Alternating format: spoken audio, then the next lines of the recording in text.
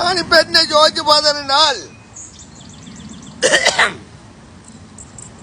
இந்த மெண்டல் ஒரு சைக்கோ ஒன்று தெரியுதல்ல, ரொனால்ட் ட்ரம்ப் ஒன்று பதவி போதையிலே அமைதி என்ற பரிசு போதையிலே அடிச்சு மிதண்டா. இப்ப ஒட்டுமொத்தமா சொல்ல போனால் ஐரோப்பாவும் சரி, நேட்டோவும் சரி,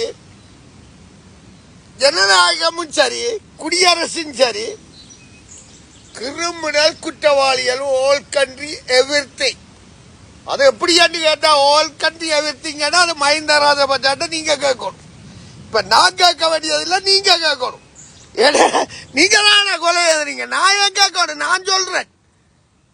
அப்படி இந்த 12 பேரே தரணும், தர முடியுமோ?